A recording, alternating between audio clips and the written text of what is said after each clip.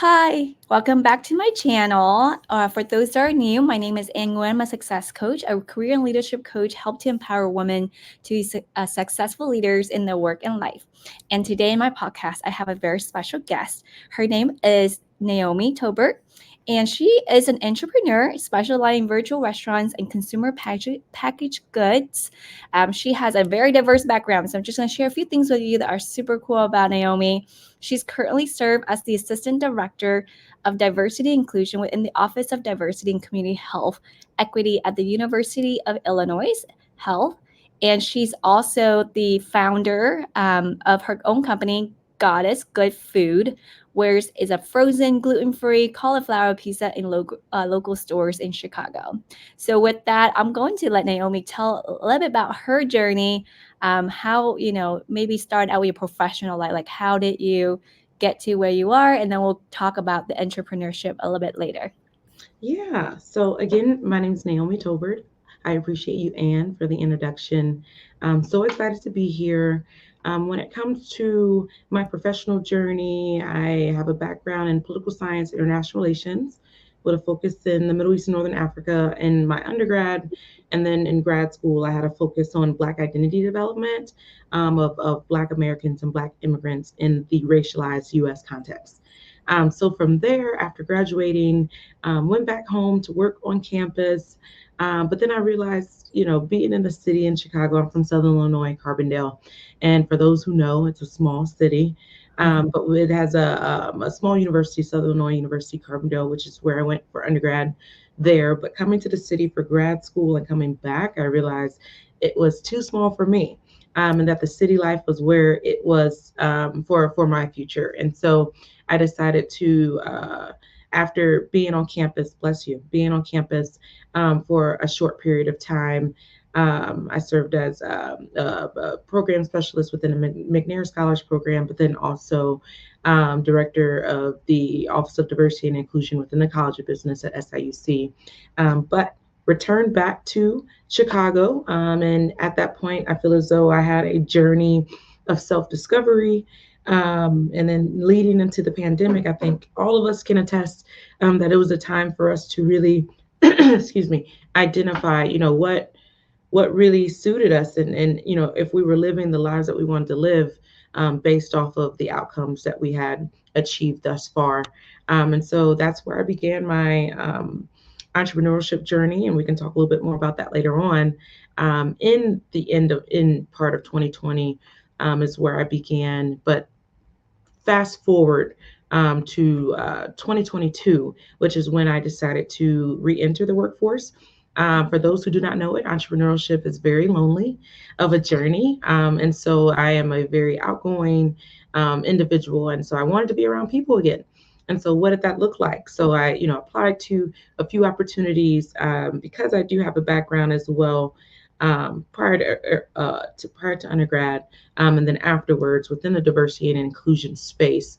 And so I wanted to re-enter that, and so I was able to begin my opportunity at the American College of Healthcare Executives, where I served for a couple of years as the diversity and inclusion specialist, which is where I met Anne through the Career Accelerator program, which is focused on individuals from the manager director level of career path development, networking, and community, right? And very similar, also managed the executive diversity program, which was for individuals at the senior vice president level and above. The majority of them came from the C-suites, and really giving them an opportunity to network as well, but then, identify ways that they can develop a community outside of their organizations amongst other diverse healthcare leaders. So the experience at ACHE was absolutely amazing. And it really, Naomi is amazing, and that's how I kind of connected with her. Yes, to the accelerated program, but she was stunning, and just being able to help connect all the, because for our cohort there were 50, I believe. Mhm. So, and that's just one cohort, and I'm not sure how big is the other cohort Yeah. for the ACHE senior executive leadership. But she does it so seamlessly. While through this program, that's how I found out she's also an entrepreneur, and I was like, Naomi, let's connect and share them out more, because you've done so much. Like, it's amazing Well, um, thank you. in your journey. So, and then I know you then moved on from ACHE Yeah. to your current role right now. So Mhm. how did you decide on making that transition? Yeah, it was a tough decision, but I think I was really seeking out an opportunity that was able to expand my skill set and role responsibility beyond just programming and development, though I absolutely love the opportunity in the sense of connecting with all of the um, scholars that came from CAP and EDP. But outside of that, I wanted to see what more could I do and how could I further utilize my skill sets gained from undergrad, grad school, and then prior responsibilities and experiences. So I think UI Health here, it's really diverse. It's a larger organization, so a little bit more opportunities. And also within this specific role that I'm in as assistant director, I'm able to do more internal facing as opposed to external, which I think is an opportunity. That has really been great to being able to see both the outside, but then also inside impact that is made within the hospital and health system. Wow. And sometimes it's really hard for folks to make the transition between job to job. So was this something that you intentionally seek out or and plan for? Or how did you basically make this turning point in your career? I was definitely intentional about it. I realized that it was about time to spread my wings and try something new, but then also to be able to utilize the network that had been developed from for me to be able to learn what other um, abilities that I have, but also within the diversity and inclusion space, but a little bit more expanded where it might touch a little bit more into different aspects and components like health equity, community engagement, which is all represented within our department. So being able to not only do the work that I do every single day that's diversity and inclusion specific, but being able to interact with those who are leaders in health equity, community relations, and everything in between that pertains to the well-being and outcome of patient populations that are served, specifically here in Chicago, which is pretty diverse. I know we're close by populations specifically with Latino descent and Black American descent.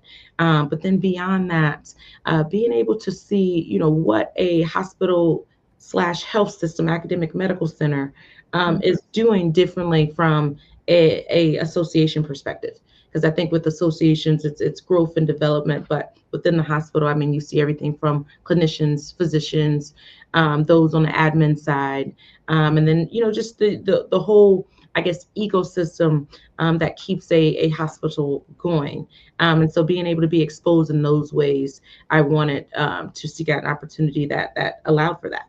Yeah, no, that makes sense. And I just realized that we may have to define some of the acronym we're throwing out there for folks. So ACHE stands for American College of Healthcare Executives. There are associations that help Mhm. for health system leaders to be a part of that. So I'll be more cognizant of all the acronym we'll throw out. We'll make sure we define it for folks that are not familiar with those organizations.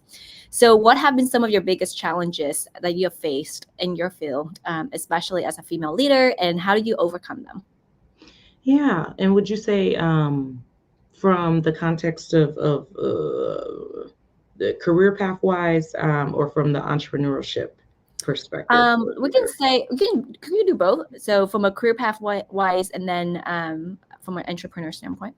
Yeah, so as a Black American woman, I think you always are posed with limitations around sticky floors and glass ceilings. And I think that that is something that I have experienced throughout my career of just understanding when you have an opportunity, when it's time to grow and it's time to expand. I think not everybody sees you in the light that you see yourself. And so, in that respect, knowing that one individual might limit you to an opportunity and say, this is as far as you can go, while outside of that organization or through another pathway, another might see the potential of you being a CEO, Mm, right? And so understanding that regardless of what anyone else's perspectives are of your abilities and the opportunity posed to your career, of not letting that be a limitation, but rather informative to the decisions that you make for how you plan to move forward. I think for me, having those difficulties, let me step back for a second. I truly believe everything happens for you, not to you. So leading with that, I think that, even though something like that of being limited through sticky floors and glass ceilings, you can assume, oh, this is a negative that, that is happening to me, when in reality, it could be a positive because it's closing one door but opening another, to know that, hey, if I don't have this opportunity at this organization, I can go somewhere else where I'll be completely valued and appreciated for the work that I do. So that's one difficulty that I think that I faced career path wise. But then when it comes to my experience as an entrepreneur, So it's before you share oh, your entrepreneur, because okay. I kind of want to walk a little bit back, because I think what you shared was just that could be a whole hour on its own, Yes. right? How did you know when someone set a limit on your growth in terms of within or outside, like, and how did you, like, how do you become aware of that? And then the next thing is being intentional with your next move, whatever that next move could be, outside a department, could be outside organizations, or seeking your own business that can be your own boss. Like, how did you become attuned to those moments? Yeah, I think back to an experience that I had where I had internally applied for a position that would be a step ahead of the level that I was at, and Mhm. being denied the opportunity to interview, and understanding the dynamics that were attached to that certain leadership were a part of that decision making of not allowing me the opportunity to interview, was really disheartening. But I think, as I said, of one door closing, another one opening, of realizing from then that that was the exact experience I needed to be able to make the decision that Mm. this isn't the place that I'm going to remain for very long. And so I have to take action steps towards my next opportunity to come forth. But I think if that situation would have never happened, I might have remained comfortable in where I was. And Mm. so that's why I say I think everything happens for you, not to you. Mhm. Because if something that was perceived as a negative hadn't occurred, I wouldn't have come to the conclusion or understanding that I needed to be comfortable with being uncomfortable to get to the next level. Wow, I think that's really powerful, and also just speaks volume to your self awareness and reflections. And then, what are those action steps that help you to transition to the next step for you? Like, what if someone's listening to this in the same place that you are, looking back, what would be three things they need to do? Well, one, having confidence in self, of knowing that it's not an if but a when, that you're going to get to where you need to get to. So it's not a doubting of self and worry of, oh, is this going to work out in my favor? It will. It's not a if, it's a when. So remaining confident that you will get to where you need to go to, because everything that's meant for you is yours. Secondly, is actively seeking out opportunities. So, really doing the searches, really applying for the positions that you see yourself in, and being intentional in that respect of, I'm not just going to apply to 1,000 locations in the next 3 days, but rather intentionally, where do I actively see myself? And in a way, interviewing those organizations through research, knowledge, understanding of those that work there currently, the dynamics that's set up, and the culture that's been created, as far as you can get to, right, prior to interviews. But really understanding, is this an organization that I actively see myself in and that I could thrive in? Mm. And then lastly, I would say working your network. I think oftentimes individuals think, oh, I don't know where to begin. Start by, when it comes to individuals that you've met, that you've developed relationships with professionally and even on a personal level, right? Seeking Yeah. out those individuals first of, hey, just letting you know between us that I'm seeking out a new opportunity. And so if you do come across anything, keep me in mind, or connect me with an individual that I could talk to a little bit more about some opportunities they may have within their organization. And I think starting to have those conversations early on could really lead to opportunities that were never anticipated, or that you personally would have never come across. So those Yeah. are my three things. Powerful. Okay, so now transition to entrepreneurship. So in 2020 is when you started saying, "Hey, I want to build this." So how did you got into company that you have built thus far. So if you can walk a little bit the audience through that journey. Yeah, so it's a very interesting journey when it comes to the entrepreneurship route. So in as I said, the end of 2020, October of 2020 to be specific, I prior to that, I didn't feel valued at the organization that I was at. And so I said, well, if I'm going to work for anyone, it should be for myself. But what Mm, does that look like? So really doing some research of what does it mean to be an entrepreneur? And so at first, I dibbled and dabbled with some online market and things of that nature, online store, Shopify, right? And I said, well, I don't know if this is necessarily for me because I came mm, to the conclusion that if I'm going to do anything long term, that it has to be passion driven. And so I said, well, what am I passionate about? And I mm, thought back to, growing up, I was raised with my great grandparents. And so my great grandmother would always bake cakes for church, excuse me. And she would be baking them, the night before church, and I would be icing them. And so I mm, always found enjoyment from that. And so I said, well, I know if I'm passionate about anything, it's baked goods. And so one day in October 2020, I woke up at like 5 a.m. I made a bunch of mini baked goods from little pies and cookies and cakes and things of that nature. And at the time, I didn't have a car. So I had a wagon and I loaded everything up in my wagon. And I walked 7 blocks at the time I lived in Washington Park in Chicago on 57th and Calumet. I walked from 57th Calumet to 53rd and Blackstone in Hyde Park, set up a table, and I said, let me see if I could sell these. And at the time, I did it that day and I sold out. And I said, well, that was luck. Let me try it again. So I did the next day and I sold out. And then the third day I sold out again. And I said, I might be onto something. So mm, from every day from October 2020 all the way to January 2021, I was able to sell and be outside with baked goods every single day. I developed a community of individuals where students from Chicago would be like, hey, you got that certain cookie today, or you got that certain baked good, and really being able to have a support from a community that I would have never anticipated would mm. be there for me, and also community members as well. And so we actually developed a whole group of individuals along this whole street that sold everything from incense to T-shirts and everything in between. And so it was that curation that really Wow, fired that's me up. awesome. Just Yeah, being able, you're the first one on the block, and then you get the others on the block. That's yeah, pretty cool. That's yeah, awesome. yeah. And from there, in January of 2021, I was able to save up enough money to be able to get a down payment on a car. From there, I got a car and I transitioned into doing meal prep and like personal chefing for individuals for a few months. And then I went into the ghost kitchen restaurant concept through a shared kitchen. I actually legally founded my company through I established an LLC. This is April of 2021. And then from there, for all the way through the end of 2021, I had 4 ghost restaurant concepts. I had everything from smoothies and slushies, salads, wraps, and bowls, meal prep, and cauliflower pizzas.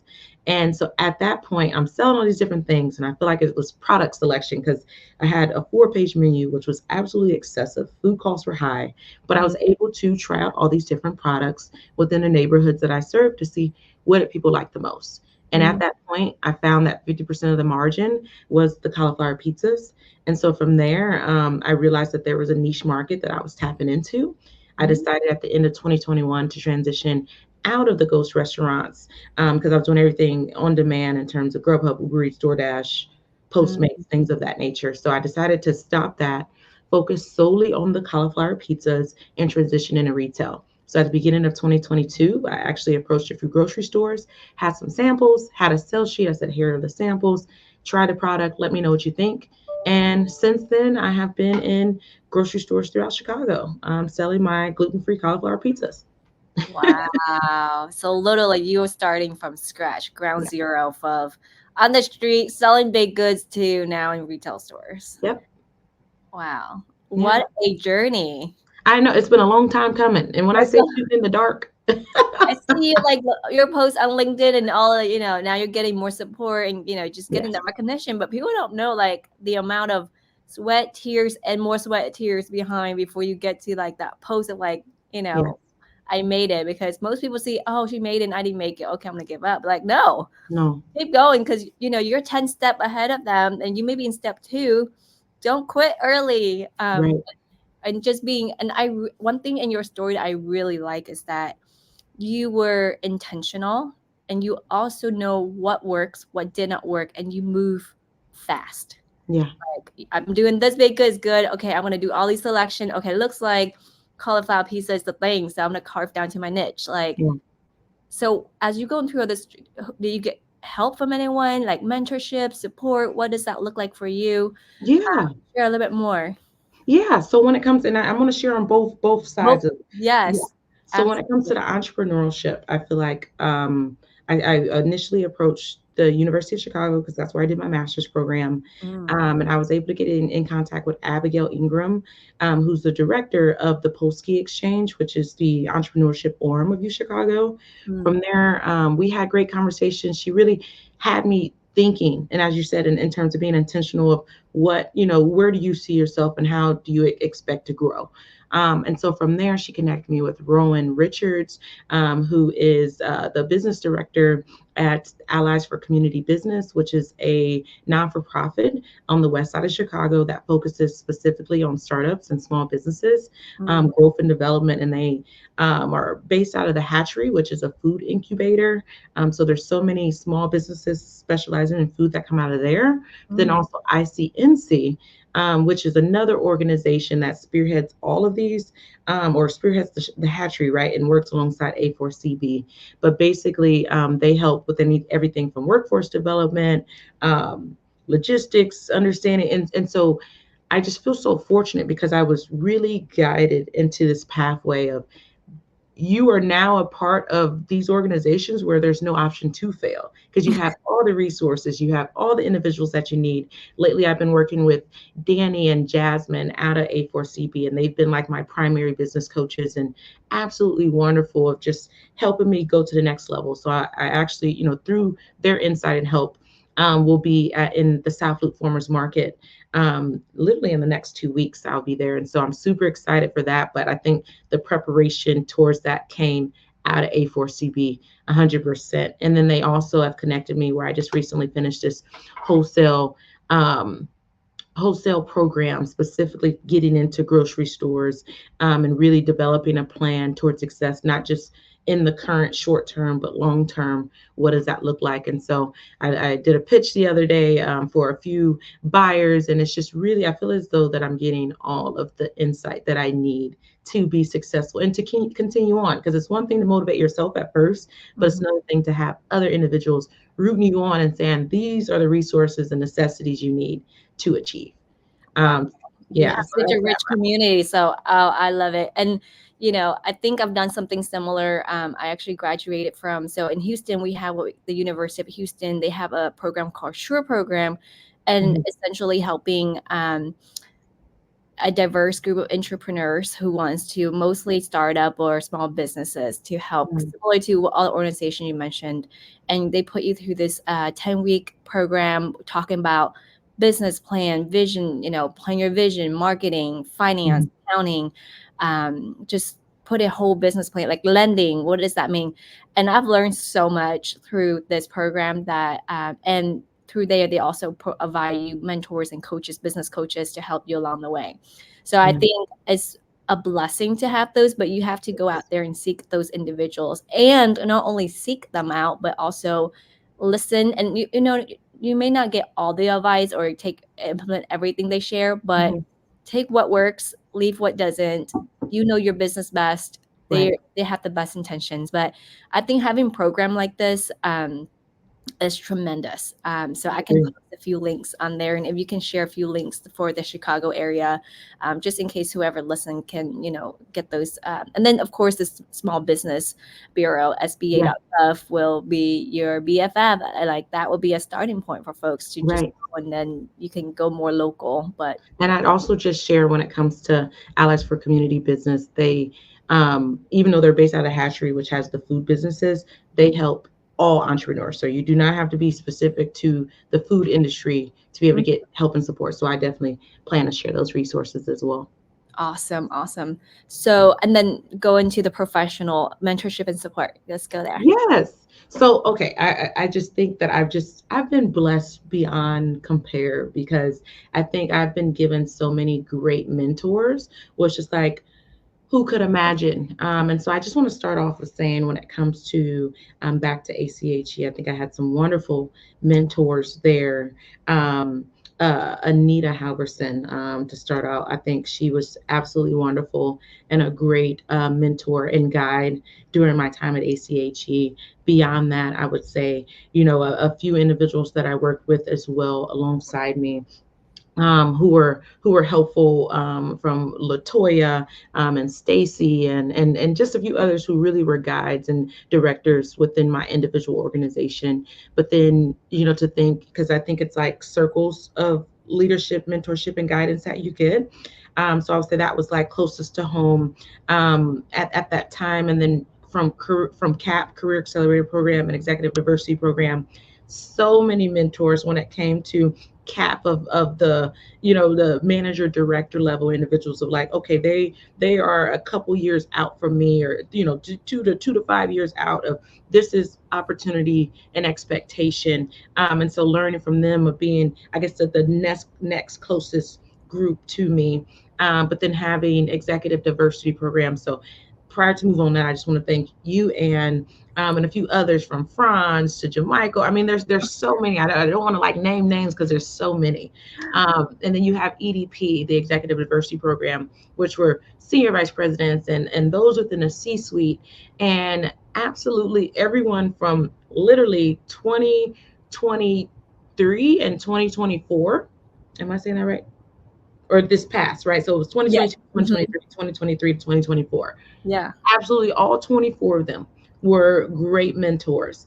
Wow. And I feel as though I've truly created bonds for life, between the two groups, CAP and EDP. And so I feel fortunate. But even in this past, two cohorts, from Kristen Murray, and Eugene, and Nicole and Maya. I mean, there's so many people. Dorian, everyone, Bernita. I could literally name all 24 of them as It I might say. take a whole hour to name all these, right? Like, I know. Just because they've all really, in their own ways, helped me personally or professionally identify next steps. mm, And just being able to be comfortable in who I am as my own diverse healthcare leader, right? And then even today at UI Health, I feel so fortunate because I truly feel that I have a inclusive culture that I'm in within my department, within our office. Every single leader is absolutely amazing, from Jolie, who's my direct director, right? And Ronnie, who spearheads the whole department. She is a powerhouse. And I think having those directions, and insights from individuals who are excelling at a tremendous level, is great. But then you have Codis and Anthony, and even Aisha, and a few of the other assistant directors. I just feel absolutely fortunate because I truly feel as though not only do I have a community that I'm a part of, but it's a family that I belong to. And I think that that's what you want to be able to seek out on a day-to-day basis. So when I say I wake up every single morning and I feel blessed and valued because of the people that are surrounded by me, I couldn't ask for more. And just one more thing, in the sense of outside of those two aspects, family and friends. I mean, if it wasn't for my great grandmother who raised me, who is 89 and still working and still a powerhouse of wow. herself, and my brother, my sisters, Dion, Dominic, and Zipporah, and family and friends, cousins, aunties, everyone in between.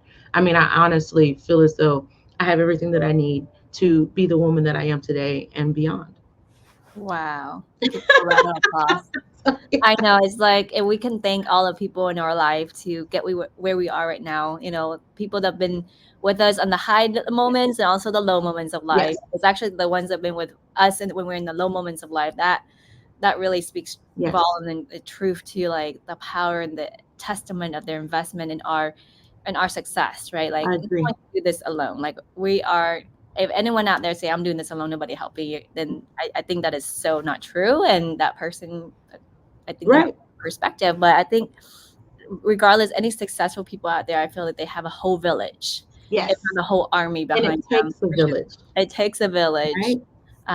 So And I that's want to shout out Marty and Rich. I didn't oh my, forget, because yeah, they have been absolutely wonderful as well. If it wasn't for them, and you can attest as well to yes. both individuals, but absolutely amazing, Yeah, they are human our beings. mentors for the ACHE. I mean, I've learned so much from that program, and And I still keep in touch with those some of the individuals you mentioned in my cohort. And I think that's really important. Like it's either business or career. It's just being able to find your tribe, right? Yeah. Whatever that tribe that you not necessarily click with, but like a tribe that really support you, that's there to pick you up, and also tell you the truth to your face and say, I don't think that's a good thing you're doing. Like Right. just honest truth, not destructive truth, but more of constructive. Give you feedback because sometimes we have our not sometimes we all of us have blind spots. So being able to have someone that tells you, hey, you missed that spot, and I think you really have to reconsider that.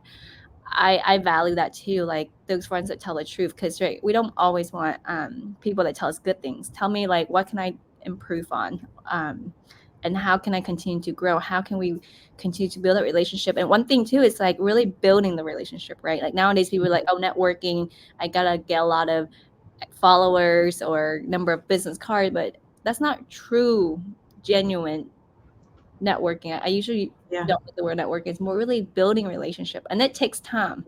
It takes just Right. like planting a tree, right? It's not like I start now and now I need a tree that give me fruits. No, it would take years and months and whatever time that Mhm. you invest in. Okay, well, you're working a full time job, and Mhm. it sounds like you have a full time business that is grown like crazy. What strategy are you using right now to stay empowered and motivated, especially in times, just challenging times or when you have your low moments? Yeah. So I am big on affirmations. I do believe that we manifest the lives that we live through the thoughts that we have, and a combination of the thoughts, but also the actions that we take. And so for me, when I am down and out, my first thing is an affirmation. In the sense of in my home, I keep affirmations everywhere. So all over the walls, little sticky notes here and there, just as reminders of this is who you are and don't lose sight. But then beyond that, I would say my What are some of those affirmations, if you don't mind sharing them? whatever the mind of man can conceive and bring himself to believe he can achieve. Napoleon Hill. Mm. You don't know what you don't know. Um, is another.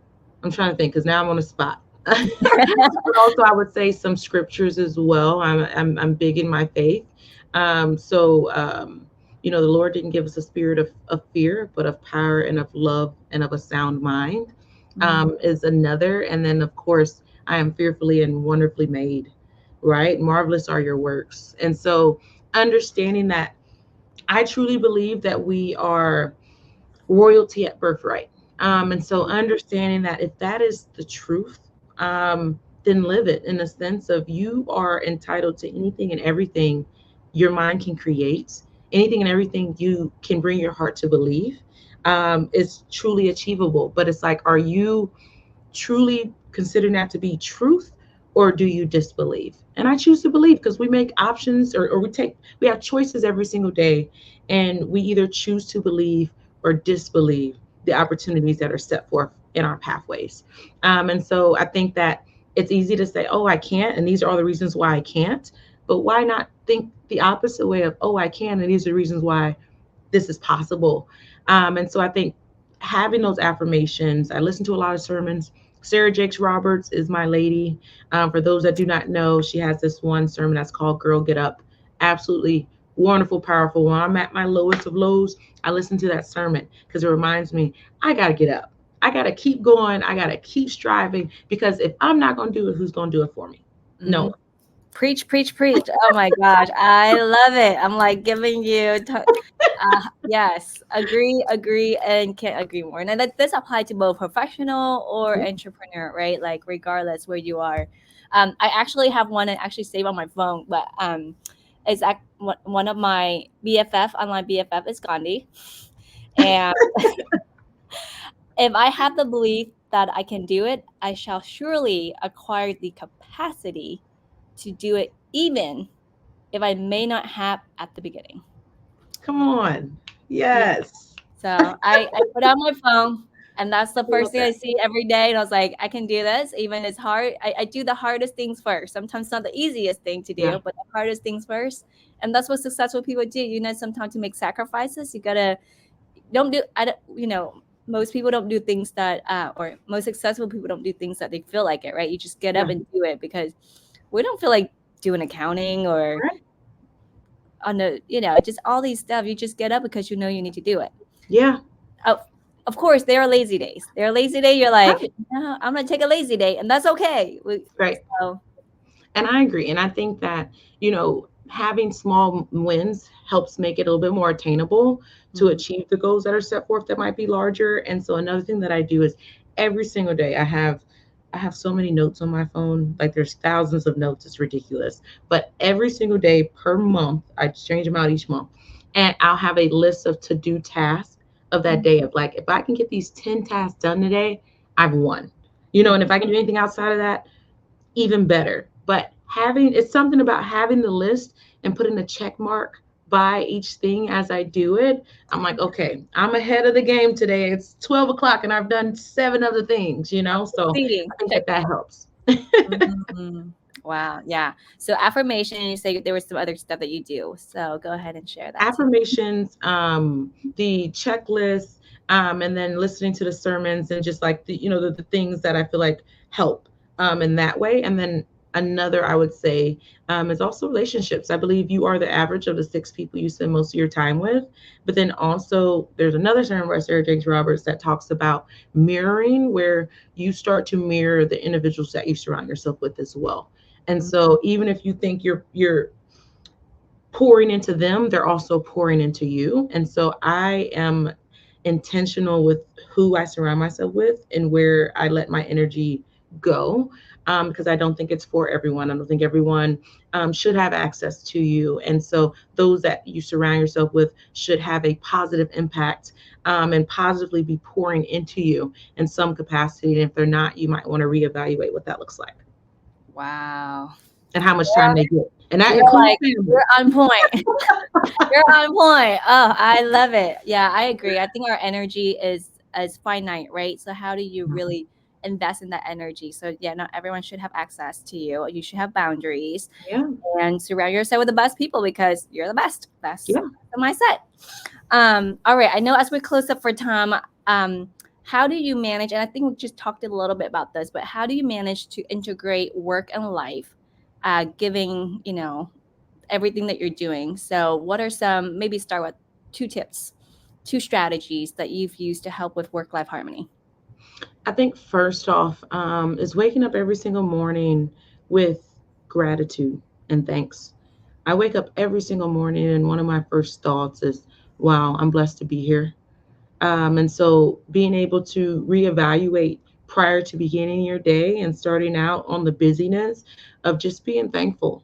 I think that's so important because it sets the tone for the day. You wake up and you say, oh, it's raining, or oh, something negative, then that's going to shape your entire day. And I think when you lead with gratitude, it allows for things on that similar level of frequency, right? That you attract into your life, to either be closer or farther away from you. So that's one thing. But then also, you're saying in a sense of work life harmony. Hmm. I feel like the gratitude is big, but then also like just understanding it's going to be okay. Like, I feel like truly what's meant for you is yours. And so, even in times where you're like, oh, I should be anxious in this moment, or oh, the fear or worry or doubt seeps in regardless of whatever it is in terms of work, life, whatever in between, when those moments come in of understanding that, like, what's yours is yours and no one can take that away. So like I used as an example when I went and I did the pitch the other day for my business, and I'm like, oh, these could be great opportunities. But then some thoughts started coming of like, well, what if it doesn't work out? What if they don't like my product and all these different things? But then I had to stop myself understanding, if it's meant for me, there's nothing that can change that. And so if it's meant to come in my life and impact me in a positive way, it will. And if it's not for me, then all that means is that something else is even better is coming forth. And I think when leading with that mindset, nothing can really get to you because you understand it's all going to work out in your favor. So I think having gratitude and understanding it's all going to work out and all it's going to be fine.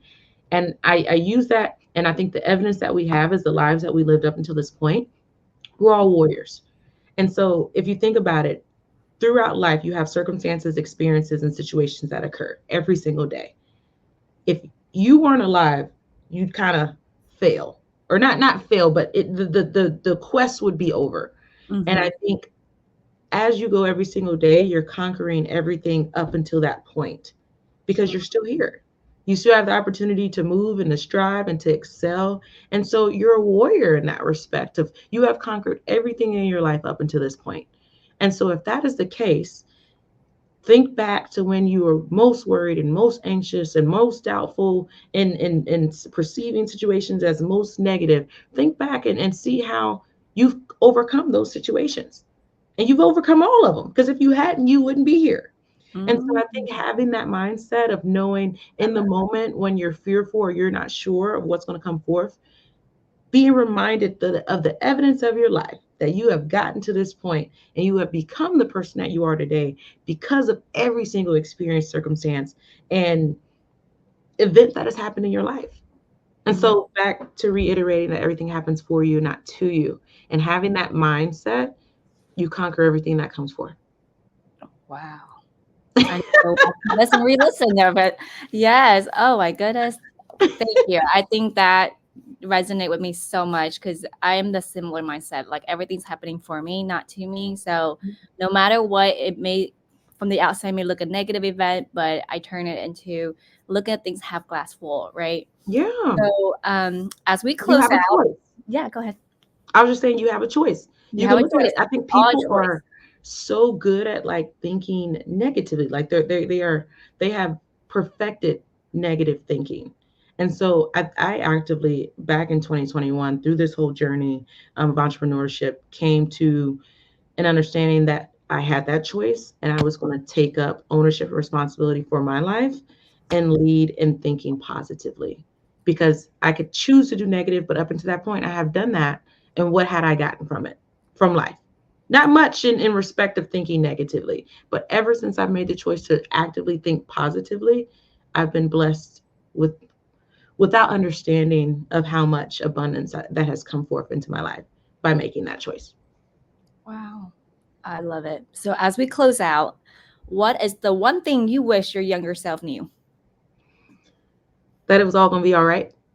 All right. It You will. know, I think growing up, my childhood, I had certain aspects that I'm completely blessed in terms of having a family that loved and cared for me. But then other aspects in the sense of like I lost my mother at a very young age to Mhm. breast cancer at the age of 10, and she was young herself. And so I think looking back, even though times were bleak, I still was able to become the woman I am today because of those experiences and circumstances. And I'm thankful for, even though I lost my mother at a young age, I was blessed to be able to have so many other individuals come in as like temporary or seasonal mothers, if that makes sense. And my great grandmother has been the longest root in my life. And, I couldn't ask for more. Even though we perceive we lack, we don't. Mm. And like what I needed, from the time that I had with my mother, I received and continue to receive because she's still with me. So looking back, if I were to tell myself at a younger age, it'd be okay. It's gonna be all right. It's gonna be all right. Wow. Well, thank you. I want to close. That was a powerful story to close out with. So, thank you so much for your time being on here and sharing your wonderful journey in your career and your business, but more important, just like the life lessons that you're doing, because I feel like you're dropping some golden nuggets there. And for those that are listening, I hope you find something that is worthwhile for you. If yes, please comment and also let us know one thing you learned from this conversations and who you want to bring on next. And with that, please remember to subscribe and make sure that you are connected to this uh, biggest community of leaders. That's my goal, is to create this to be a biggest community of leaders that we can support and let each other grow. And Thank thank you you for all. what you do, Anne. Thank you. Thank you.